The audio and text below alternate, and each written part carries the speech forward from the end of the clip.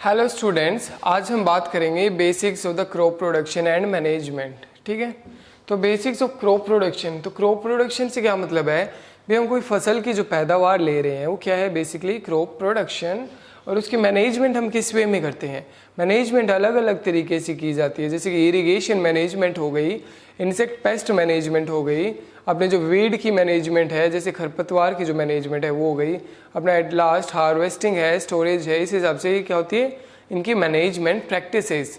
तो हमें देखना है बेसिकली जितनी भी अपनी क्रॉप्स होती है उसके अंदर सबसे पहले क्या होता है एंड एट लास्ट, जैसे कि अपनी जो सेल होती है बेच के आते हैं मार्केट में, एट लास्ट क्या होता है। ओके, तो ये हमें बेसिकली क्रॉप्स का देखना है, थोड़ा सा टच करके हम चलेंगे इसको, क्रॉप प्रोडक्शन एंड मैनेजमेंट को। तो सबसे पहले बात वही आ गई कि क्रॉप क्या है बच्चों। क्रॉप कोई सिंगल प्लांट है जो एक लार्ज स्केल पे ग्रो किया जा रहा है। ठीक है, तो उसको हम क्या कहेंगे, crop. Plant of same kind होना चाहिए, लार्ज स्केल पे ग्रो किया जा रहा है। अलग अलग क्रॉप्स की अलग अलग क्लाइमेटिक कंडीशंस की रिक्वायरमेंट होती है। ओके, तो ये है क्रॉप अपना बेसिकली। और क्रॉप के बाद में हम क्रॉप प्रोडक्शन एंड मैनेजमेंट और क्रॉप प्रोडक्शन प्रैक्टिसेस देखते हैं कौन सी होती है। सबसे पहले तो क्या होता है बच्चों, preparation of soil. Preparation of soil जिस प्रक्रिया से की जा रही है उसको हम क्या कहेंगे, टिलेज। ओके, दूसरा है अपना सोइंग। सोइंग क्या है, बिजाई करना। अभी हमने तैयार कर ली अपनी लैंड, किसके लिए तैयार कर रहे हैं, सोइंग के लिए ना। तो सोइंग अपना क्या है, बिजाई करना। क्या क्या मेथड्स होते हैं सोइंग के, इसके अंदर हम ये देखेंगे, डेप्थ कितनी होती है, सीड क्या होता है, जर्मिनेशन क्या होता है, डोरमेंसी और सीड का स्ट्रक्चर क्या है, इन सब चीज़ों को देखेंगे। फिर क्या है, मैन्योर एंड फर्टिलाइजर्स अपना नेक्स्ट आता है। अभी सोइंग जर्मिनेशन हो गई, अब हमें क्या चाहिए, पौधे को न्यूट्रिएंट्स देने हैं। न्यूट्रिएंट्स या तो मैन्योर की तरह से दिए जा सकते हैं या कैसे दिए जा सकते हैं बच्चों, फर्टिलाइजर्स मतलब केमिकल्स के थ्रू। तो इसके अंदर हम देखेंगे मैन्योर्स किस टाइप्स के होते हैं एंड फर्टिलाइजर्स किस किस टाइप्स के होते हैं। ओके, तो हम इनके अंदर कंपोजिशंस भी देखेंगे उनकी। इरिगेशन, जो इरिगेशन क्या होता है, it is the artificial application of the water in the crop. भी आर्टिफिशियली हम अपने पौधों को पानी दे रहे हैं, आई मीन क्रॉप्स को वाटर दे रहे हैं। तो उसके क्या मेथड्स होते हैं इरिगेशन के, कौन सा मेथड कहाँ पे सुटेबिलिटी है, और क्या मतलब टर्म्स होती है water related on the like water use efficiency हो गया, इवेपर ट्रांसपिरेशन हो गया, इन टर्म्स को डील करेंगे। प्रोटेक्शन फ्रॉम वीड्स, इसके अंदर हम वीड मैनेजमेंट का देखेंगे। वीड क्या होते हैं, कौन से क्रॉप के कौन से वीड्स होते हैं, I mean weeds associated with the crops हम देखेंगे। वीड मैनेजमेंट्स के क्या क्या वेज हैं। Okay, protection from paste and disease. भी पेस्ट जो अपने इंसेक्ट्स हैं और रोडेंट्स हैं उनके लिए कौन से स्प्रे यूज होते हैं, इंसेक्टिसाइड्स, रोडेंटिसाइड्स। ओके, डिजीज़ के लिए जैसे अपनी सबसे ज़्यादा डिजीज़ किसकी वजह से आती है, फंगस की वजह से, क्या यूज़ होगा, फंगीसाइड्स। और बैक्टीरियल और वायरल डिजीज़ के बारे में भी हम लुक ओवर करेंगे। फिर हम हार्वेस्टिंग का देखते हैं। भी एट लास्ट हमारा सब कुछ अच्छा चल रहा है, अभी हमने सब कुछ मैनेज आउट कर लिया, तो हम क्या करेंगे, टाइमली हार्वेस्टिंग करके टाइमली थ्रेशिंग करेंगे। ओके, फिर हम कुछ समय के लिए स्टोरेज करके उसको मार्केट में ले जा सकते हैं। ओके, मार्केट में अपना सेल हो गया। तो ये अपना क्या है, basic crop production practices. Okay, तो हम सबसे पहले बात करते हैं प्रिपरेशन ऑफ सोइल की। तो प्रिपरेशन ऑफ सोइल जब हम कर रहे हैं तो इसके अंदर क्या है, प्लोइंग, लेवलिंग। प्लोइंग क्या होता है, कोई ऐसा प्रोसेस जिसकी वजह से हम क्या करें, सोइल को loosening of the soil and turning. भी ऊपर की सोइल नीचे जा रही है और नीचे की सोइल ऊपर जा रही है, तो सिर्फ सोइल नहीं जा रही, न्यूट्रिएंट्स जा रहे हैं। ये क्या हो रहा है, रिसाइकलिंग हो रही है न्यूट्रिएंट्स के एक टाइप से। यूजिंग अ प्लो, प्लो को यूज़ करके किया जाता है क्या, टिलेज। या फिर जो प्लोइंग है, प्लोज लोहे का भी हो सकता है और लकड़ी का भी हो सकता है। अगर लकड़ी का है तो वो क्या है, ट्रेडिशनल प्लो है। और अभी जो अपने मॉडर्न प्लोज आ चुके हैं वो क्या है, जैसे कि एमबी प्लाऊ है। एमबी प्लाऊ के अंदर आजकल क्या यूज़ होता है बच्चों, नया इन्वर्टेड एमबी प्लाऊ, जो मिट्टी नहीं चिपकने देता हो अपने ऊपर, inverted MB plough. Okay, allows the root to penetrate. ठीक है, ये हार्ड पेन को ब्रेक कर देगा, तो क्या है, रूट्स डिपर नीचे लेयर्स तक चली जाएंगी। Soil is turned and properly aerated. वही बात है, सोइल लूजन हो रही है, टर्न हो रही है, टर्निंग ऑफ द सोइल हो रहा है और एरिएशन हो रही है। ओके, अब नेक्स्ट है अपना बच्चों वुडन प्लो है ये, और ये अपना आयरन प्लो है। ओके, ट्रेडिशनल प्लोइंग क्या है, ट्रेडिशनल प्लोइंग जैसे कि ड्रोट एनिमल जो होते हैं ना, ड्रोट लेबर या एनिमल्स का यूज़ करके जो प्लोइंग हो रही है वो ट्रेडिशनल है। जैसे प्लो का स्ट्रक्चर देखिए, ये जो आगे का तिखा हिस्सा होता है जो फरों के काम आता है उसको शेर कहते हैं, और जो लकड़ी का है उसको बीम कहेंगे। Okay, beam. ये अपनी मॉडर्न प्लोइंग है। मॉडर्न प्लोइंग के अंदर आप देख सकते हो ट्रैक्टर कितनी हैवी मशीनरीज यूज़ कर रहा है। तो इस कंसेप्ट से मैंने बताया था क्या हो रहा है, हम प्लोइंग किस लिए कर रहे हैं, या कंपैक्शन और लूजन करने के लिए, कंपैक्शन तोड़ने के लिए। बट वापस क्या हो रहा है, अभी हम हैवी मशीनरीज यूज़ करो, कंपैक्शन वापस हो रही है।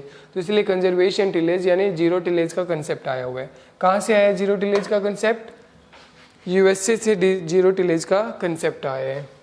लेवलिंग क्या है बच्चों? लेवलिंग भी हमने प्लोइंग कर दी, हम क्या कर रहे हैं, प्रिपरेशन ऑफ लैंड भी हमने लूजन कर दिया, सीड बेड प्रिपेयर करने के लिए ज़मीन को तैयार कर दिया। फिर हम लास्ट क्या करेंगे भी, हम जब प्लोइंग कर रहे हैं तो मिट्टी यहाँ की वहाँ जा रही है, ऊपर की नीचे आ रही है, तो एक लेवल कर देंगे भी। कल को हम यहाँ पे इरिगेशन अप्लाई करेंगे, फर्टिलाइज़र अप्लाई करेंगे, तो एक यूनिफॉर्म एप्लीकेशन हो किनकी, फर्टिलाइज़र और इरिगेशन वाटर की। तो लेवलिंग के लिए लेवलर यूज़ होता है, या गुंतका कह सकते हो उसको, या हम गोड़ी जिसको कहते हैं। ओके, ट्रेडिशनल लेवलिंग देखिए वही अगेन जिसके हम क्या कहते हैं, फट्टा मारना। ओके, ये क्या है, अपने कैमल को यूज़ करके और ये अपने बुल्स को यूज़ करके किया जा रहा है, ये एनिमल ड्रोट को यूज़ किया जा रहा है। मॉडर्न लेवलिंग जैसे कि ये क्या है, लेज़र बीम लेवलिंग, ये सिग्नल पास करिए क्या है, ट्रांसमीटर है, अपने ट्रैक्टर के ऊपर रिसीवर लगा हुआ है, और ट्रैक्टर के ऊपर एक बॉक्स लगा होता है जिसको ग्राउंड बॉक्स कहते हैं।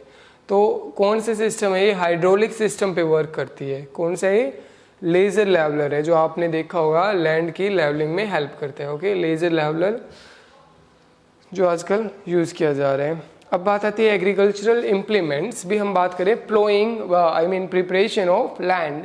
तो लैंड प्रिपरेशन क्या था, बेसिकली टिलेज है। टिलेज क्या है, मैनिपुलेशन ऑफ सोइल है। क्या है, मैनिपुलेशन ऑफ सोइल। ठीक है, मैनिपुलेशन कैसे हो सकता है सोइल का, या तो हम इम्प्लीमेंट्स का यूज़ करके या टूल्स का यूज़ करके। तो टूल्स देखो बच्चों एग्रीकल्चर में कौन से यूज़ होते हैं, एक तो खुरपा, खुरपा नाम सुना होगा, तो ये वीडिंग के लिए यूज़ होता है। स्पेड जो कसी है अपनी, वो डिगिंग के लिए, बंड फॉर्मेशन के लिए भी। डिगिंग मतलब कुछ खोदने के लिए, बंड फॉर्मेशन मतलब जब हम पानी लगाते हैं ना क्रॉप के अंदर, तो स्पेड का सबसे ज़्यादा यूज़ किया जाता है डोलियाँ बांधने के लिए, नाके बंदे करने के लिए, उसको हम कहते हैं बंड फॉर्मेशन। वुडन प्लो टिलिंग के लिए यूज़ होता है। सोइल जो प्लैंकर है वो क्या होता है, प्लैंकिंग एक तो लेवलिंग के लिए, और जो हम फट्टा मार रहे हैं उसे क्या है, जो अपने क्लोड्स है या क्रम्ब्स है, मतलब भी जो बड़े बड़े पत्थर के टाइप में कुछ जमा हो रखे हैं, उसकी ब्रेकिंग के लिए यूज़ होता है क्लोड्स की। सीड ड्रिल क्या है, सोइंग के लिए यूज़ होगा। अपना हैरो वीडिंग के लिए, जो डिस्क हैरो जो होता है ना, वीडिंग के लिए भी यूज़ होता है। और अपना क्या है, एक टिलेज इम्प्लीमेंट भी है। सिक्कल हार्वेस्टिंग के लिए यूज़ होगा। जो स्प्रेयर है वो प्लांट प्रोटेक्शन इक्विपमेंट है। प्लांट प्रोटेक्शन मतलब इंसेक्टिसाइड्स के लिए भी हम यूज़ करते हैं, वीडिसाइड्स के लिए भी हम यूज़ करते हैं। मतलब कुछ भी टाइप की स्प्रेइंग करना है केमिकल्स का, तो हम क्या यूज़ करेंगे, स्प्रेयर। स्प्रेयर के अंदर एक तो ट्रैक्टर वाला स्प्रेयर होता है बच्चों, एक अपना जो सिंपली अपना ह्यूमन अपना जो फार्मर है वो पीछे लगाकर स्प्रे करता है, उसको क्या कहते हैं, नैक सैक स्प्रेयर। उसकी कैपेसिटी होती है 15 से 16 लीटर नॉर्मली। ओके, कंबाइन क्या होता है, कंबाइन जो हार्वेस्टिंग के लिए आजकल गेहूं की हार्वेस्टिंग के लिए चल रही है वो क्या है, कंबाइन। तो कंबाइन से क्या समझ रहे हो, नाम क्या है, कंबाइन का मतलब होता है जोड़ना। क्या जुड़ा हुआ है इसके अंदर, एक तो हार्वेस्टिंग भी करती है साथ के साथ, मतलब काटती भी है, और थ्रेशिंग मतलब ग्रेन्स को हस्क से सेपरेट भी करती है। तो ये क्या है, हार्वेस्टिंग एंड थ्रेशिंग दोनों को साथ करती है, तो क्या है, कंबाइन। अब देखिए बच्चों, खुरपा ये है जो वीड कंट्रोल के लिए आया था, ये अपनी कसी है, ये अपना जो हैरो है। ओके, ये अपना क्या है, ट्रेडिशनल हैरो कह सकते हैं इसको, अपना डिस्क हैरो नहीं है। ये क्या है, प्लैंकिंग की जा रही है सोयल की। ओके, या तो अपने जो प्लैंकिंग है थोड़ा सा लेवलिंग भी हो जाएगी, और जो क्लोड्स बने हुए हैं, बड़े बड़े पीसीस बने हुए हैं मिट्टी के, उसको तोड़ने के लिए। अब नेक्स्ट बात हो रही है सोइंग की। सोइंग कैसे की जाती है, यूजुअली पहले सोइंग ब्रॉडकास्टिंग से मतलब छिड़का मार के की जाती थी। अब फिर बाद में क्या यूज़ होना स्टार्ट हुआ, प्लो वो कैसा, वुडन प्लो जैसे कि जो ऊँट के पीछे या कैमल के पीछे डाले जाते थे बीज। कौन सा मेथड होता है, वो कैर एंड पोरा मेथड ऑफ सोइंग। ठीक है, उसके बाद में आई सीड ड्रिल।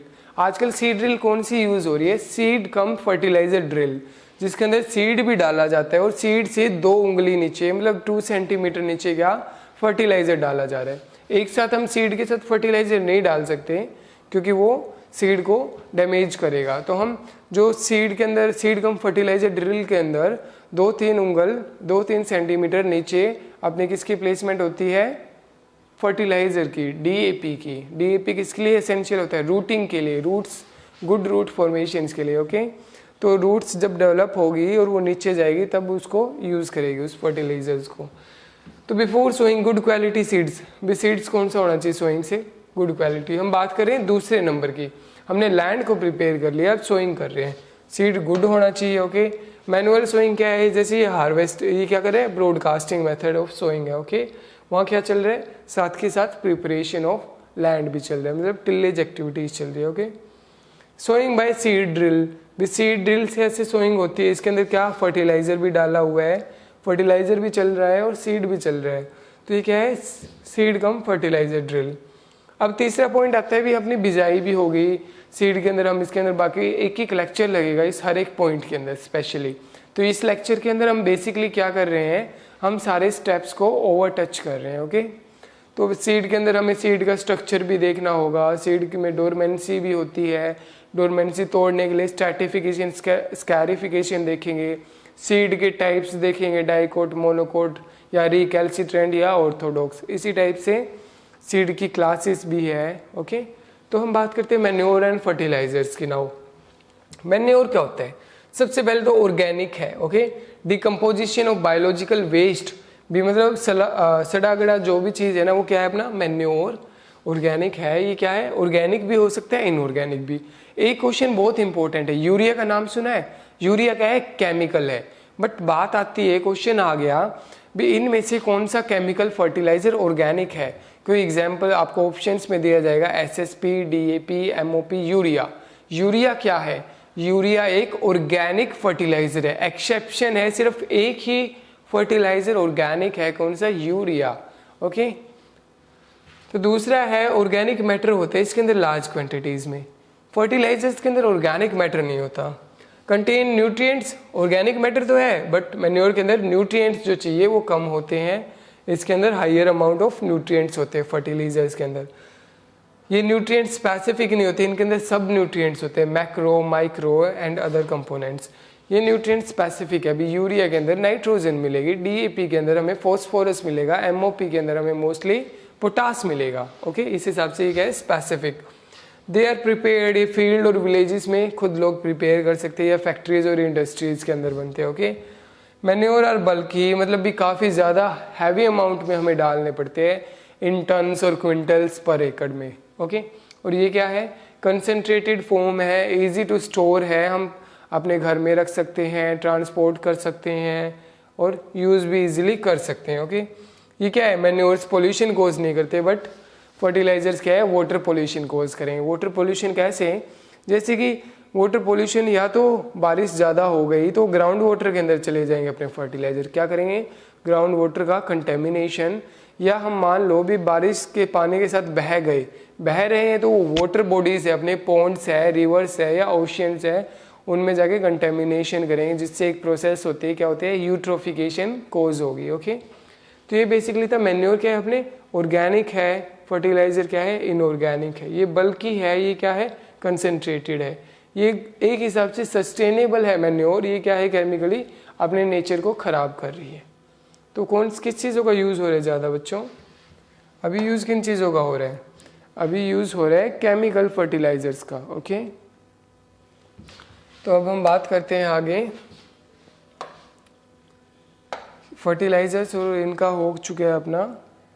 अब देखते हैं, जैसे ये मैन्योर है, मैन्योर के लिए क्या यूज़ किया जा रहा है, ये मैन्योर है, ये बल्कि है, ये मैन्योर स्प्रेडर है। भी मैन्योर को कैसे, जैसे कि ट्राली के अंदर डाल के ट्राली से पलटा जाता है किले के अंदर, फिर उसके अंदर कोई टिलेज इम्प्लीमेंट है, उससे इनकॉर्पोरेट, मतलब कि मिलाया जाएगा सोइल में। काफ़ी महंगा प्रोसेस पड़ जाता है, जैसे ट्रांसपोर्टेशन कॉस्ट है और मिक्सिंग की कॉस्ट आ जाती है। ये अपना मैन्योर स्प्रेडर का यूज़ करना पड़ेगा। ओके, नेक्स्ट है अपना फर्टिलाइज़र का, देखते हैं। ये फर्टिलाइजर्स है, फर्टिलाइज़र को हम अलग अलग मेथड्स होते हैं, लिक्विड वे में भी डाला जा सकता है, जैसे कि इस फॉर्मुलेशंस लिक्विड में स्प्रे किया जा रहा है फर्टिलाइजर्स का, या सीधा ब्रॉडकास्टिंग करके भी हम देते हैं, पानी के साथ भी देते हैं, एज अ बेसल डोज और स्प्लिट डोजेस का भी मैंने बताया था। तो ये फर्टिलाइजर्स का देख रहे हैं। ये जो स्प्रेयर है इसको कहते हैं नैक्सैक स्प्रेयर, 15 से 16 लीटर इसकी कैपेसिटी है। ये अपनी हैंडल के थ्रू, ये कौन सी है, हैंडल वाली, और अपनी इलेक्ट्रिक स्प्रेयर भी आती है जिसके अंदर हमें हैंडल डालने की ज़रूरत नहीं पड़ती। ओके, अब नेक्स्ट है इरिगेशन। भी हमने फर्टिलाइजर्स की बात कर ली, भी इसमें हम फर्टिलाइजर में क्या क्या और देखेंगे, टाइप्स भी देखेंगे इनके डिटेल में। ओके, फिर हम बात करेंगे इरिगेशन की। भी पौधे के पानी चाहिए। इरिगेशन क्या है, रेन से नहीं मिल रहा वाटर, नेचुरली नहीं मिल रहा, हम आर्टिफिशियली दे रहे हैं इरिगेशन के अंदर। तो पहली बात आ जाएगी क्या क्या मेथड्स है इरिगेशन वाटर देने के। ठीक है, मेथड्स ऑफ इरिगेशन देखेंगे। और ये क्या है, process of supplying water to crop plants by means of canal, reservoir, well और ट्यूबवेल। ओके, ये चीज़ है वाटर प्रोवाइडेड एसेंशियल। भी वाटर है, वाटर किस लिए है, मैक्रो न्यूट्रिएंट्स प्रोवाइड करवा रहा है। भी जो न्यूट्रिएंट्स है जो हमने फर्टिलाइजर दिए वो ऐसे एज ए सच सीधा पिकअप नहीं कर सकता प्लांट, वो पानी के अंदर घुल घुल के डिजोल्व होके प्लांट एब्जॉर्ब करता है। ओके, अगली हम इरिगेशन का देखते हैं। टाइप्स ऑफ इरिगेशन क्या है, सोइल बेस्ड है और क्रॉप बेस्ड है। सोइल बेस्ड कैसे है, जैसे कि सैंडी सोइल है उनके अंदर ज़्यादा इरिगेशन देनी पड़ती है। सोइल किस टाइप की होती है, जो कंपोनेंट्स क्या है, सैंड है, सिल्ट है और क्ले है। इसके पार्टिकल साइज हम डिस्कस करेंगे। ओके, तो सैंडी सोइल्स के अंदर ज़्यादा हमें इरिगेशन की मात्रा देनी पड़ती है, और क्लेई सोइल के अंदर कम फ्रीक्वेंट इरिगेशन, हमें कम ही इरिगेशन देनी पड़ती है कंपेरेटिवली। क्रॉप बेस्ड इरिगेशन कैसे है, भी क्रॉप पे भी डिफर करती है, कौन सी किसी की रिक्वायरमेंट ज़्यादा है। जैसे पैडी है, पैडी मतलब राइस है, राइस की रिक्वायरमेंट बहुत ज़्यादा है एज़ कम्पेयर टू अदर, जैसे ग्राम है, मस्टर्ड है, इस हिसाब से। सोइल बेस्ड में हमने वही देखा, भी अलग अलग सोइल्स पे डिपेंड करता है। क्रॉप बेस्ड पे अलग अलग क्रॉप्स पे अलग अलग डिपेंड करती है इरीगेशन रिक्वायरमेंट। अब हम बात करते हैं methods of irrigation. Traditional method है कुछ अपने, और कुछ क्या है अपने मॉडर्न मेथड्स। तो ट्रेडिशनल मेथड में क्या है, मोट जो पुल्ले सिस्टम होता है, चेन पंप, धकेली एंड राहत जिसको लेवल सिस्टम भी कहते हैं, ये अपने ट्रेडिशनल मेथड से जो पहले कन्वेंशनली यूज़ किए जाते थे। तो बच्चों ये अलग अलग मेथड से इनका पिक्चर देखोगे तो आपको पता लगेगा। जैसे ये क्या है, ये देखा होगा राजस्थान में जो कुओं के ऊपर ये जो लगा हुआ होता है इसको क्या कहते हैं, मोट सिस्टम। ओके, चेन सिस्टम क्या है, जैसे ये चेन बनाई हुई है, यहाँ से पानी पिकअप हो रहा है और यहाँ पे डाला जा रहा है, ये क्या है, चेन पंप सिस्टम। ओके, जैसे डायग्रामेटिकली दिखाया जा रहा है। तो मोड सिस्टम है, चेन पंप सिस्टम है, और राहत सिस्टम क्या कहेंगे। इमेज थोड़ी क्लियर नहीं है बट आपने देखा होगा मूवीज़ के अंदर भी, ये क्या है, एक एनिमल को बांध कर उसको बाहर बाहर ऐसे घुमाया जा रहा है, और जिसकी वजह से ये जो पानी है ये ऊपर आ रहा है। मतलब क्या है, एनिमल का हम यूज़ कर रहे हैं किसके अंदर, राहत सिस्टम के अंदर। और धकेली सिस्टम के अंदर ये देखिए किस हिसाब से, ये मतलब कि क्या है, बेसिकली अपने ट्रेडिशनली पुराने टाइम पे जो इरिगेशन की सप्लाई थी, जहाँ पर अपने रिवर्स, कैनाल्स या ट्यूबवेल्स की सुविधाएं नहीं थी, तो किस हिसाब से पानी को एक जगह से दूसरी जगह पहुंचाया जा रहा था। कौन सा, मोट सिस्टम देखा, राहत सिस्टम देखा अपने ने, धकेली सिस्टम और पुल्ले सिस्टम, 4 सिस्टम देखे। ओके, अब आते हैं मॉडर्न मेथड्स क्या है बच्चों। ड्रिप इरिगेशन है, मतलब जिसको क्या कहते हैं, टपका टपका विधि, जो इजराइल से लाई गई थी, इजरायली मेथड भी कह सकते हैं इसको। स्प्रिंकलर इरिगेशन सिस्टम है जिसको फुवारा सिस्टम कहते हैं। और फर्टिगेशन क्या है, फर्टिगेशन एक प्रक्रिया है जिसके अंदर हम पानी के अंदर मिला के किसको, फर्टिलाइजर्स को प्रोवाइड करवाते हैं। तो ये कब पॉसिबल हो पाएगा, जब हम ड्रिप या स्प्रिंकलर यूज़ कर रहे हैं। तो fertigation is the application of irrigation plus fertiliser simultaneously. एक रेन गन मेथड भी आता है इसका मॉडर्न। तो ड्रिप इरिगेशन ये पाइपलाइन बिछी हुई है। ओके, इसको टपका टपका विधि भी कहते हैं। तो ये सिर्फ काफ़ी अच्छा है, इसके अंदर वाटर यूज़ एफिशिएंसी भी काफ़ी अच्छी दिखाई जाती है। ये क्या है, स्प्रिंकलर इरिगेशन है, और ये जो सिस्टम है ये क्या है, ये स्प्रिंकलर से डिफरेंट है, क्योंकि स्प्रिंकलर इसको कहेंगे रेन गन सिस्टम। ओके, तो स्प्रिंकलर काफ़ी पास पास लगाए जाते हैं, और रेन गन जो है वो इंस्टॉलमेंट हम उसको शिफ्ट करके अलग अलग जगह पे लगा सकते हैं। ओके, तो अपना ये हुआ रेन गन सिस्टम। अब हम बात कर रहे हैं ये हुए अपने मॉडर्न मेथड्स ऑफ इरिगेशन। तो ड्रिप इरिगेशन में देखिए कैसे ड्रॉप बाय ड्रॉप पानी दिया जाएगा। ये क्या उगाया गया है? वीट। वीट का नाम सुना होगा। वीट को कितनी इरिगेशन चाहिए? 5-6 इरिगेशन चाहिए। बट अगर हम ड्रिप के अंदर वीट को ग्रो करें तो प्रोडक्शन भी अपनी अच्छी खासी होगी, वाटर रिक्वायरमेंट बिल्कुल कम हो जाएगी।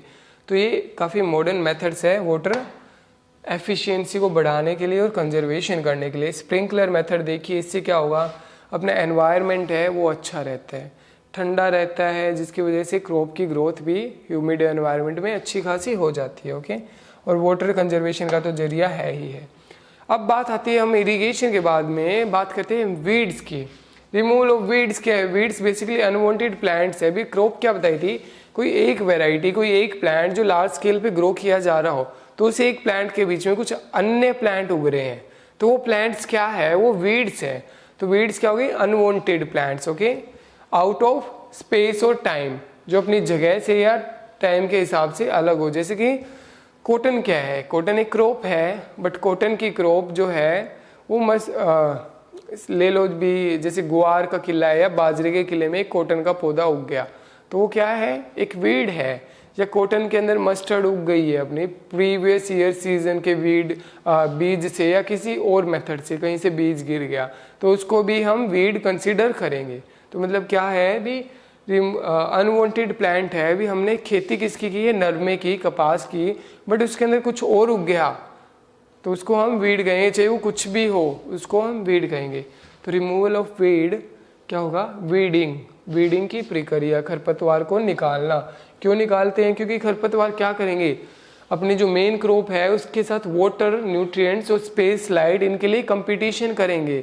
वो प्लांट्स को कम मिल पाएगी, अपने इकोनॉमिकल प्लांट्स जो क्रॉप है, और जो वीड्स है वो ज़्यादा एक्सट्रैक्ट करेंगे, तो लग्जीरियस ग्रो वीड्स ग्रो करेंगे, ना ही अपने क्रॉप को ग्रो नहीं करने देंगे। ओके, वीड क्या है हम देखें कि वीड क्या है, वीड से क्या प्रॉब्लम्स होती है, कैसे वीड कंपटीशन करता है लाइट के लिए, एयर के लिए, स्पेस के लिए और न्यूट्रिएंट्स के लिए। हार्वेस्टिंग में भी वीड्स काफ़ी प्रॉब्लम कोज करता है, सीड मिक्स हो जाते हैं, और कुछ वीड्स है जो पॉइजनस होते हैं और स्किन एलर्जीज कोज करते हैं, जैसे कि पार्थेनियम स्पीसीज है, काफ़ी इंपॉर्टेंट है, गाजर घास, जिसको किंग ऑफ वीड्स भी कहते हैं, इससे स्किन एलर्जीज कोज होती है। ओके,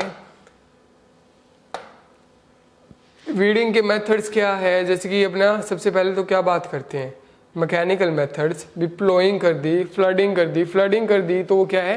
एस्पाइजिएशन होता है भी, मतलब उनका दम घुट जाएगा। फ्लडिंग जब हम कर रहे हैं तो वहाँ पे मतलब वाटर स्टैग्नेशन हो रहा है, तो क्रॉप प्लांट्स है या कोई भी वीड है वो क्या हो जाएगा? मर जाएगा, क्योंकि उसके अंदर एयर जो स्पेसिस जो होते हैं, हवा के लिए स्पेसिस, वो भी पानी से भर जाएंगे। तो बर्निंग है, जला रहे हैं हम, प्लोइंग है, फ्लोडिंग, ये क्या है? मैकेनिकल मेथड्स है, मैकेनिकली कंट्रोल कर रहे हैं। ओके, कल्चरल मेथड्स क्या है भी? कल्चरली जैसे कि क्रॉप रोटेशन यूज़ कर रहे हैं, मिक्स्ड क्रॉपिंग कर रहे हैं, इंटर क्रॉपिंग कर रहे हैं, तो इससे वीड होने के कम चांसेस होते हैं। केमिकल्स के अंदर जैसे स्प्रे होते हैं 2,4-D, आइसोप्रोट्यूरोन, एट्राजीन, सीमाजीन, अलग अलग। 2,4-D की फुल फॉर्म क्या है? 2,4-डाई phenoxy acetic acid. Okay, 2,4-D बच्चों, 2,4-D की बात आ गई तो हम देखते हैं 2,4-D है क्या। 2,4-D बेसिकली दो हिसाब से हम यूज़ करते हैं। एक तो ये क्या है, हमने देख लिया अभी, वीडिसाइड है। ओके, और दूसरा क्या है? ये 2,4-D एक हार्मोन है। अगर हम इसको 2 ppm पार्ट्स पर मिलियन से 2 ppm से ज़्यादा यूज़ करें तो ये क्या है? एक वीडिसाइड, जो खतरनाक यूज़ होता है, मतलब खतरनाक साबित होगा, क्रॉप्स को जला सकता है। और अगर 2 ppm से 2 पार्ट्स पर मिलियन से कंपोजिशन उससे कम यूज़ करें तो ये क्या है? एक क्रॉप ग्रोथ रेगुलेटर, मतलब क्रॉप की ग्रोथ को अच्छा कर सकता है। ओके, तो ये था अपना 2,4-D। तो 2,4-D के बाद अपना क्या है? बायोलॉजिकल मेथड्स क्या है बच्चों? बायोलॉजिकल मेथड्स के अंदर हम क्या करेंगे? बायोलॉजिकल मेथड्स के अंदर हम बच्चों देखेंगे भी, जो अपना कोई एजेंट है, कोई बायो लिविंग ऑर्गेनिज्म है, उसका यूज़ करके अपने वीड्स को कंट्रोल करेंगे। जैसे कि पार्थेनियम वीड है, वो कैसे कंट्रोल किया जाता है? कैशिया प्लांट, ठीक है, और कोई इंसेक्ट्स भी होते हैं, उनको भी यूज़ किया जाता है। Herbivorous fish in paddy fields, paddy में क्या चाहिए? खड़ा पानी चाहिए, तो एक कंसेप्ट आता है एक्वाकल्चर का। तो जापान साइड में लोग क्या करते हैं भी, राइस की खेती के साथ साथ वो फिश कल्चर, एक्वाकल्चर भी करते हैं। तो उससे जो फिशेस होते हैं वो वीड नहीं होने दे रही, और जो उसको नाइट्रोजीनियस फर्टिलाइजर भी प्रोवाइड करवाएगी। कैसे? क्योंकि फिशेस का जो एक्सक्रीटा होता है वो एज अ डायरेक्ट मैन्योर काम करेगा राइस फील्ड के लिए। तो क्या समझ में आया भी, राइस की क्रॉप में पानी चाहिए, तो जापान के लोग क्या कर रहे हैं, उस पानी तो दे ही रहे हैं बट उसके अंदर मछली पालन भी कर रहे हैं। तो मछली पालन का जो एक्सक्रीटा है वो एज अ मैन्योर यूज हो रहा है, जो राइस का वाटर है वो एज अ मीडिया यूज हो रहा है एक्वा कल्चर के लिए। तो ये अपने वीडिंग कंट्रोलिंग मेथड्स थे। इसके बाद नेक्स्ट आप देखते हैं पेस्ट डैमेज क्या है।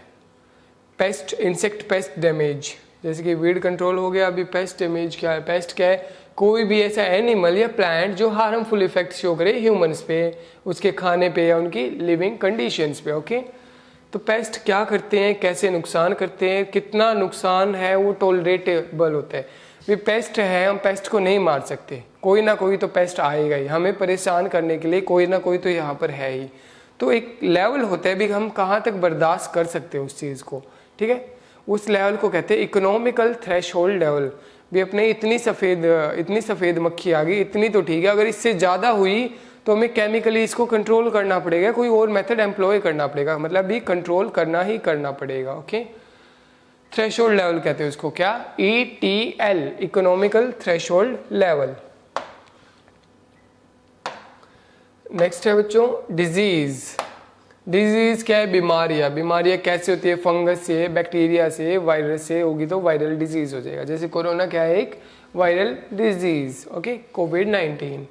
तो बच्चों नेक्स्ट डिजीज की हम बात कर रहे हैं, तो देखते हैं disease, how are plants affected, भी पौधे कैसे इफेक्ट होंगे डिजीज से, सीड कैसे इफेक्ट होगा, लीव्स कैसे होगी। कई डिजीज है जो स्टेम पे इफेक्ट करेगी, कई है जो रूट्स को कोज करती है, ईयर स्पॉट्स। ओके, अब है सीड डिजीज ऑफ क्रॉप्स क्या है, सीड बोन है, एयर बोन है, वाटर बोन है। जो सीड से फैलती है हमें सिर्फ एक बार नाम देखना है। जैसे सीड बोन क्या है, अर्गट ऑफ बाजरा है और लीफ स्पॉट ऑफ राइस है। ओके, इनका क्वेजल ऑर्गेनिज्म एक बार देखो तो देख लेना, बाकी एग्जाम्स में 10th के एग्जाम में नहीं पूछा जाएगा। एर्गट ऑफ बाजरा और लीफ स्पॉट ऑफ राइस क्या है, ये इंपॉर्टेंट है। अभी सीड बोन डिजीज है, ओके, ये और फंगल डिजीज है ये दोनों। अर्गट ऑफ बाजरा, जो अपने सिट्टी होती है ना बाजरे की, उस पर ब्लैकिश ब्राउनिश हो जाएगा और पिंकिश सिक्रेशंस भी हमें देखने को मिलेगी, उसको हम अर्गट ऑफ बाजरा कहते हैं। तो मतलब ये सीड है ना, यही सीड आगे कभी सोइंग के लिए यूज होगा तो क्या है, सीड बोन डिजीज है। लीफ स्पॉट क्या है, ये स्ट्राइक्स है ना ब्राउन कलर की, ये लीफ स्पॉट ऑफ राइस है, ये क्या है, ये भी सीड बोन है। ओके, अब आते हैं soil bone. Tikka disease of groundnut क्या है बच्चों, टिक्का डिजीज ऑफ ग्राउंडनट जो है वो क्या है, seed borne. And smut of bajra जो है वो भी टिक्का डिजीज कैसे है, ये जो ग्राउंडनट है इस पे ये पैचेस बन जाएंगे, इसको क्या कहते हैं, टिक्का डिजीज। काफी इंपॉर्टेंट है। टिक्का डिजीज कौन सी है, सोइल के अंदर इसका इनोकुलम स्टोर होता है, तो ये सोइल बोन डिजीज। ये क्या है, स्मट ऑफ बाजरा, ये बाजरा के अंदर स्मट आ रहा है, ये भी क्या है, ये है सोइल बोन डिजीज। नेक्स्ट है वाटर बोन डिजीज के अंदर हम देखते हैं बैक्टीरियल ब्लाइट ऑफ राइस। क्या है बच्चों, bacterial blight of rice. Okay, ये बैक्टीरियल ब्लाइट ऑफ राइस है। इसके बाद में एयरबोन के अंदर हम देखते हैं रस्ट और ब्लास्ट ऑफ राइस। रस्ट किसका, रस्ट काफ़ी इंपॉर्टेंट डिजीज है वीट की, और ब्लास्ट क्या है, राइस की इंपॉर्टेंट डिजीज। क्या है ये दोनों, एयरबोन। तो रस्ट के अंदर अपने जैसे जंग नहीं होता उस हिसाब से लीफ के ऊपर जर टाइप का या जंग टाइप का रस्ट लग जाता है। ब्लास्ट के अंदर बर्नट लाइक अपीयरेंस हो जाएगी, इसके अंदर राइस के अंदर। ये क्या थी, हमें क्या याद रखना है अभी तक, अभी हम इंट्रोडक्टरी कर रहे हैं तो हमें सिर्फ इतना याद रखना है कि कौन सी है ये, एयरबोर्न डिजीज। अब क्या होता है भी, डिजीज से बचने के लिए हम कौन से इक्विपमेंट यूज करेंगे, उनको प्लांट प्रोटेक्शन इक्विपमेंट्स कहते हैं। और बेसिकली नेक्सेक स्प्रेयर वो किसान यूज करता है। ओके, वैसे तो ट्रैक्टर माउंटेड स्प्रेयर भी होते हैं, उनको भी यूज किया जा सकता है। ओके, तो ये अपना नेक्सेक स्प्रेयर है। तो जो प्लांट प्रोटेक्शन इक्विपमेंट्स क्या होता है, जो अपने डिजीज से बचाने के लिए या कोई स्प्रे के लिए जो हम यूज कर रहे हैं, डिजीज, इंसेक्ट, पेस्ट और वीड के लिए, तो वो है प्लांट प्रोटेक्शन। भी हमें पौधे को बचाना है, कौन से इक्विपमेंट यूज करेंगे, वो इक्विपमेंट्स अपने इम्प्लीमेंट्स भी हो सकते हैं और मशीनरी भी हो सकती है कोई। Aiming at the elimination of paste, disease and weeds and ensuring stable and high yield of crops. Okay, तो क्या है, जैसे ये क्या है, नैकसैक स्प्रेयर। ओके, ये है नैकसैक स्प्रेयर। तो अपन नेक्स्ट देखते हैं, अपना इक्विपमेंट्स हो गए कौन से। अब बच्चों इसके बाद हम बात करते हैं, हम क्या पढ़ रहे थे, हमने देखा अभी, हमने डिजीज़ के बारे में देखा, एक बार टच आउट किया डिजीज़ को, एयरबोर्न कौन सी है, सोइल बोर्न कौन सी है, वाटर बोर्न कौन सी है, एंड सीड बोर्न कौन सी है। 4 टाइप्स की डिजीज़ होगी ना, एक एक 2 एग्जाम्पल्स देखिए इनके अंदर। अब डिजीज़ के बाद भी एक फिजियोलॉजिकल डिसऑर्डर्स होते हैं।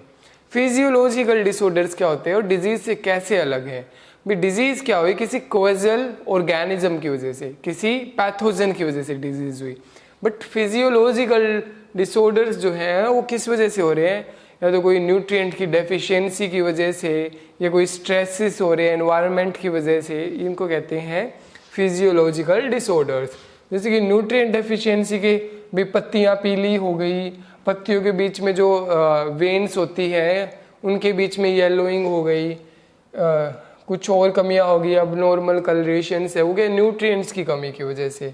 तो हमें क्या पढ़ना है अभी, कौन से मेजर न्यूट्रिएंट्स है, 3 मेजर क्या है, NPK हैं। ओके, अदर न्यूट्रिएंट्स किन काम, न्यूट्रिएंट्स कितने होते हैं, 17 एसेंशियल न्यूट्रिएंट्स के बारे में हम देखेंगे।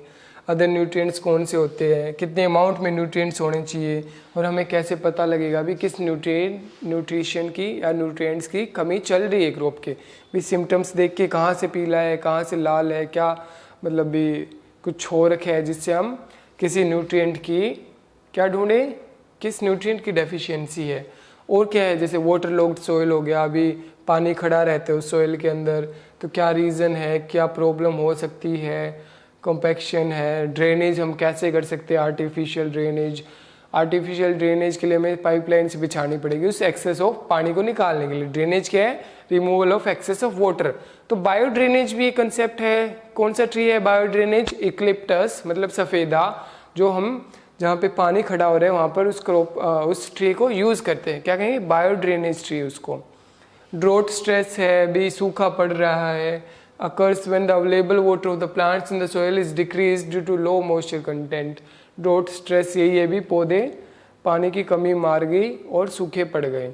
अब हम क्या करते हैं भी, हमने प्लांट प्रोटेक्शन इक्विपमेंट सब कुछ मैनेज कर लिया, वीड कर लिया, इंसेक्ट्स को भी और पेस्ट को सबको मैनेज कर लिया, अपनी क्रॉप दिख रही है भी वाह अच्छी हो रही है, तो हम उसको बिना किसी टाइम लगाए टाइमली हार्वेस्ट कर लेंगे। Okay, cutting of crop after it's maturation, कच्ची नहीं काटनी है, मैच्योर होने के बाद में उसको बिना कोई देरी किए हम काट लेंगे। डन बाय सिक्कल, अगर दांती से काटी जाए तो, या मशीन से भी काटी जा सकती है, जिसको हार्वेस्टर कहते हैं। ओके, मैनुअली दांती से और मशीन से भी काटी जा सकती है, जिसको हार्वेस्टर कहते हैं। ओके, या रिपर हम कहते हैं। ओके, क्या कह सकते हैं, रिपर।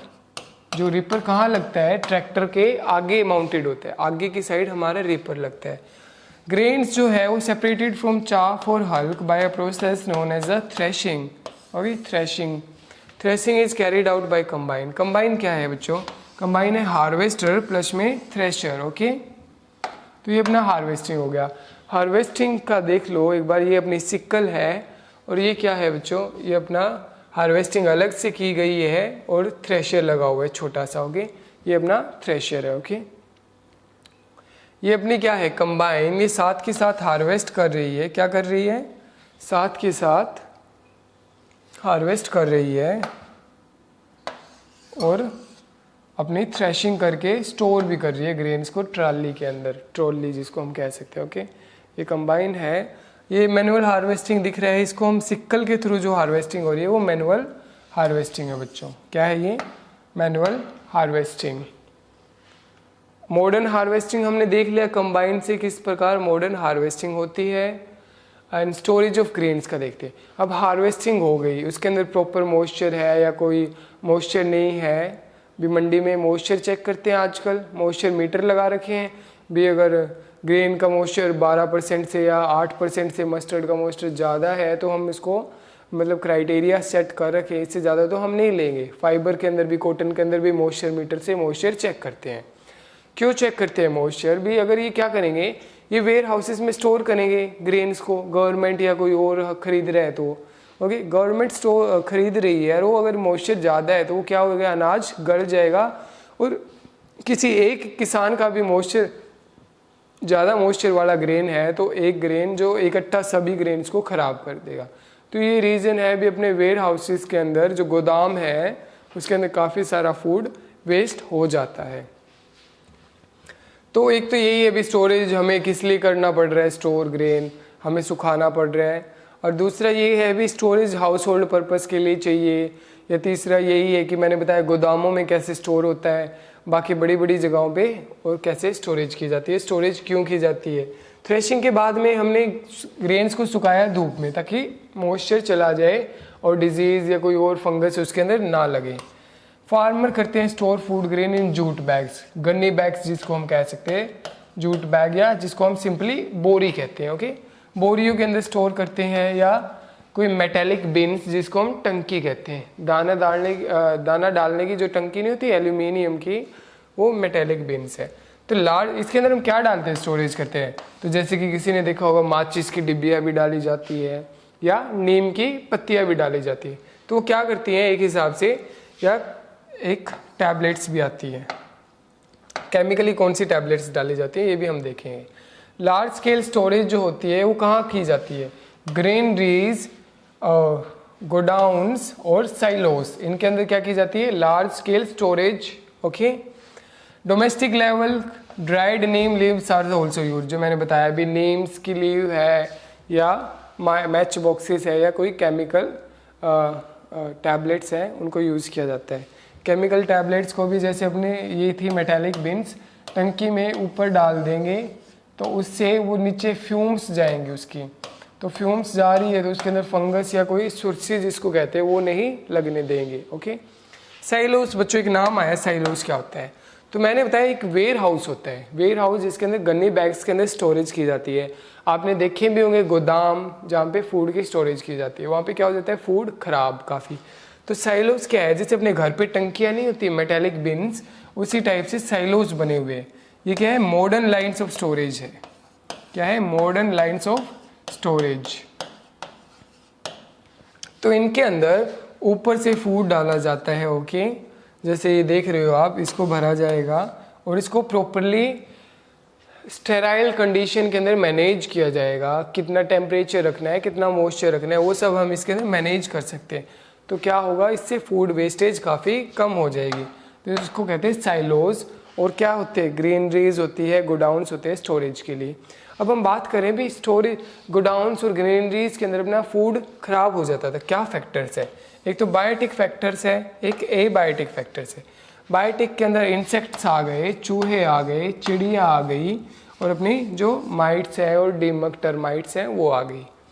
एबायोटिक के अंदर अपना जैसे टेम्परेचर की वजह से ख़राब हो गया, मॉइस्चर ज़्यादा हो गया, जैसे कि ह्यूमस और मानसून सीजन के अंदर सबसे ज़्यादा बीमारियाँ आती है, सबसे ज़्यादा खाना ख़राब होता है। ओके, ह्यूमिडिटी होगी और मटेरियल ऑफ कंटेनर हो गया, भी कोई और ऐसा कंटेनर है जो फूड को कंटेमिनेट कर रहा है या रिएक्ट हो रहा है फूड उसके साथ। तो इस हिसाब से अपना जो फूड है और फूड की स्टोरेज है वो चीज़ें ध्यान रखनी है कि अपना फूड ख़राब ना हो। कैसे प्रिवेंट कर सकते, क्या ध्यान रखनी है, पहले तो सबसे इम्पोर्टेंट यही है कि ड्राइंग करें। अपने खुद के लिए स्टोर कर रहे हैं या मार्केट में लेके जा रहे हैं, तो हमें क्या करना है, ग्रेन्स को प्रॉपरली ड्राई करना है, मॉइस्चर लेवल उनका कम करना है। ओके, हाइजीन को मेंटेन करके रखें, प्लांट प्रोडक्ट ट्रीटमेंट करें, ट्रीटमेंट प्रोफेलाइटिक ट्रीटमेंट करें, इम्प्रूव्ड स्टोरेज ऑफ स्ट्रक्चर, जैसे कि आजकल क्या यूज़ हो रहा है, साइलोज। ओके, साइलोज ये अपने कुछ मेजर्स से बेसिकली जैसे जो ग्रेन लॉस हो रहा है उससे बचा जा सके। स्टूडेंट्स, हमने क्या किया आज की क्लास में, आज हमने देखा अभी क्रॉप प्रोडक्शन एंड मैनेजमेंट जैसे है भी, कैसे हम प्रिपरेशन ऑफ लैंड करके सोइंग करते हैं, कैसे ज़मीन को तैयार करके बीज बोया, उसको पानी दिया, खाद पानी और जैसे फर्टिलाइजर्स हैं वो सब दिया, और उसके वीड मैनेज किया, इंसेक्ट पेस्ट मैनेज किया, डिजीज़ मैनेज की, और एट लास्ट हमने अच्छी हार्वेस्टिंग ली, उसकी थ्रेशिंग करके स्टोरेज की। बट अब दिक्कत क्या है, इन सब चीज़ों में जैसे कि मॉडर्न मेथड्स यूज़ हो रहे हैं, मशीनरीज यूज़ हो रही हैं, केमिकल्स यूज़ हो रहे हैं, हैवी मशीनरी से कंपैक्शन हो रही है, लैंड डिग्रेडेशन हो रही है, अपनी यूट्रोफिकेशन हो रही है, एनवायरमेंटल पोल्यूशन हो रहा है, फ्यूल्स है, डीजल्स है, वो एक्सेसिव में कंजम्पशन हो रहा है। तो कुल मिला के एक चीज़ हम कह सकते हैं, क्लाइमेट चेंज हो रहा है। क्लाइमेट चेंज कैसे भी, जो इंडस्ट्रीज़ भी है, इंडस्ट्रीज से, फैक्ट्रीज से अपना फर्टिलाइजर्स आ रहे हैं, तो इन द सेंस कहीं ना कहीं एग्रीकल्चर का अच्छा खासा रोल है किसके अंदर, क्लाइमेट चेंज या एनवायरमेंटल डैमेज के अंदर। तो देखते हैं जैसे कि न्यूट्रिएंट्स इन वाटर कोर्सेज, जो यूट्रोफिकेशन का अपना प्रोसेस है, जो फिशेस की डेथ में भी आगे जाकर वो है, एक काफ़ी इम्पोर्टेंट पॉइंट है फिशेस की डेथ के लिए, एक्वेटिक ऑर्गेनिजम्स के लिए। Pesticides in water course, water quality ख़राब हो रही है, न्यूट्रिएंट्स जो है वो नहीं रहे हमारे पास, जैसे माइक्रो न्यूट्रिएंट्स की भी आजकल कमी आने लग गई। ऑर्गेनिक मैन्योर यूज़ नहीं करते, अगर पहले ऑर्गेनिक मैन्योर जैसे हम यूज़ करते हो तो वो क्या होते हैं, कंप्लीट होते हैं, उनके अंदर सभी न्यूट्रिएंट्स होते हैं। और केमिकल्स के अंदर हम न्यूट्रिएंट क्या होते हैं, स्पेसिफिक होते हैं, जैसे यूरिया के अंदर सिर्फ नाइट्रोजन ही मिलेगा। ग्राउंड नेस्टिंग बर्ड्स है वो इफेक्टेड है, जो मतलब ज़मीन पे अपना क्या बनाते थे, घोंसला, तो जैसे टिलेज है और फर्टिलाइजर एप्लीकेशन या इरिगेशन की वजह से उनको भी हैम्परनेस हो गई। वाइल्ड लाइफ फूड सोर्सेज, जो अपना इकोसिस्टम है वो चेंज हो रहा है, हम क्या कर रहे हैं, मोनोकल्चरिंग कर रहे हैं, आर्टिफिशियली मोनोकल्चरिंग कर रहे हैं, जिससे इकोसिस्टम डिस्टर्ब हो चुका है। Physical damage to trees and hedges है, running on margins, running on wet soils, मतलब किसी न किसी वे में एग्रीकल्चर का और एनिमल हस्बेंड्रीज जो कि मीथेन गैस का एमिशन करते हैं, जैसे कि ऑस्ट्रेलिया के अंदर जो फॉरेस्ट फायर्स होती है, जो नाम आपने सुने भी होंगे, भी आग लगती है जंगलों में ऑस्ट्रेलिया के अंदर, तो कुछ तो वहाँ की क्लाइमेटिक कंडीशंस के कारण, कुछ जो पौधे नीचे अपना फ्यूल नीचे पत्ते झाड़ देते हैं ना, उनके कारण, और कुछ ये है कि वहाँ पर एनिमल हस्बेंड्री का काफ़ी ज़्यादा वो है। तो एनिमल्स भी कहीं ना कहीं कैसे, क्योंकि वो क्या करते हैं, अमोनिया गैस का एमिशन, जो उनका काव डंग होता है वो क्या होता है, क्या प्रोड्यूस करता है, बायोगैस अमोनिया प्रोड्यूस करता है। ओके, तो अमोनिया क्या होती है, टेम्परेचर इंक्रीज करती है, ग्लोबल वार्मिंग कोज करती है। तो ओके, तो हम एग्रीकल्चर को ऐसे नहीं कह सकते भी एग्जैक्टली नेचुरल है। ओके, जो आज हम कर रहे हैं वो क्या है, केमिकल एग्रीकल्चर है, जो अनसस्टेनेबल है और एनवायरनमेंट को डैमेज कर रही है। तो इसको चलते हुए हमने क्या डिस्कस किया, हम किस पे शिफ्ट होना चाह रहे हैं, हम शिफ्ट होना चाह रहे हैं सस्टेनेबल एग्रीकल्चर पर। ओके, सस्टेनेबल एग्रीकल्चर, या इसको हम पर्माकल्चर कह दें, या इसको हम ऑर्गेनिक फार्मिंग कह दें, जीरो बजट फार्मिंग भी कह सकते हो, और इको फ्रेंडली फार्मिंग भी इसको हम कह सकते हैं। ओके, तो ये एनवायरमेंटल डैमेज थे। तो इसके रिगार्डिंग भी हमने जो कार्रवाई की, भी इतने टाइम से लैंड को यूटिलाइज, रिसोर्सेज को जो एक्सप्लॉइट कर रहे हैं, इससे अपने अर्थ के अंदर भी एनवायरमेंटल डैमेजेस काफ़ी हो गए। तो गवर्नमेंट ने क्या क्या एक्शंस लिए जो एग्जाम्स पॉइंट ऑफ व्यू से भी इम्पोर्टेंट है। भी एक तो food and environment protection act आए थे 1985 के अंदर। ओके, अपना इम्पोर्टेंट है सीड्स एक्ट है 1966 के अंदर, नेशनल फॉरेस्ट पॉलिसी है 1988 के अंदर। फॉरेस्ट पॉलिसी क्या कहती है, एक तो प्लेन्स के अंदर और एक हिल्स के अंदर। फॉरेस्ट पॉलिसी किसके बारे में बात करिए बच्चों, फॉरेस्ट के बारे में, ट्री कवर के बारे में। तो कहती है फॉरेस्ट पॉलिसी भी, जो अपना इंडिया है, टोटल इंडिया, उसका 1/3 हिस्सा पेड़ों से ढका हुआ होना चाहिए, फॉरेस्ट से ढका हुआ होना चाहिए, 1/3 हिस्सा। ओके, और अभी करंटली है कितना, ये है 25% से भी कम, 25% से कुछ कम है अभी। ओके, और हिल्स के अंदर कितना होना चाहिए, हिल्स के अंदर पॉलिसी कहती है कि 2/3 एरिया जो है वो हिल्स के अंदर फॉरेस्ट से ढका हुआ होना चाहिए। क्या है इनका motive. Okay, fertiliser control order 1957, कुछ इंपॉर्टेंट लेजिस्लेशंस है, कुछ लॉज है इसके रिगार्डिंग में। Water prevention and control of pollution act 1974 and destructive insect and paste act 1914। ये क्या है, इसको क्या कहते हैं, डिप्पा, DIPA। तो जो destructive insect and paste act था ना, वो क्या था भी, जो अपने क्वारंटाइन लेके आया था पहले, क्वारंटाइन का कंसेप्ट। भी क्वारंटाइन क्या होता है, भी बाहर से हम कोई वो लेके आते हैं, कोई वैरायटी मंगवाई है या कुछ, जैसे ग्रीन रिवॉल्यूशन के टाइम पे आई थी, तो आज के टाइम पे उसका अच्छे से क्या होता है क्वारंटाइन। कोरोना से समझ आ गया होगा भी कोई भी बंदा एक जगह से दूसरी जगह जा रहा है तो उसको क्या क्वारंटाइन में पास होना पड़ता है, वो कुछ चेकअप्स होंगे उसके कोई दिक्कत तो नहीं है, उसके कोरोना तो नहीं है, इस टाइप से वो अगर इन्फेस्टेड और कंटेमिनेटेड वैरायटी तो नहीं है, इसके साथ कोई वीड सीड या कुछ और हार्मफुल ऑर्गेनिजम्स तो नहीं आ रहे। जैसे कि मैंने क्या बताया था, पार्थेनियम स्पीसीज क्या है, ये किंग ऑफ वीड, ये क्या है एग्जोटिक है, ये अपने इंडिया के अंदर नहीं है, कहीं से हम कोई वैरायटी लेके आए थे, उसके साथ वीड का सीड आ गया और इसने इस हिसाब से प्रोपगेट किया कि आज ये हमें नहरों पे सड़कों पे दिखाई देता है। पार्थेनियम स्पीसीज गाजर घास। ओके, तो हमें क्वारंटाइन ये डिपा एक्ट था, ये अपना water prevention and control of pollution act है, fertiliser control order 1957, forest policy 1988 और seeds act 66 and environment protection act 1985।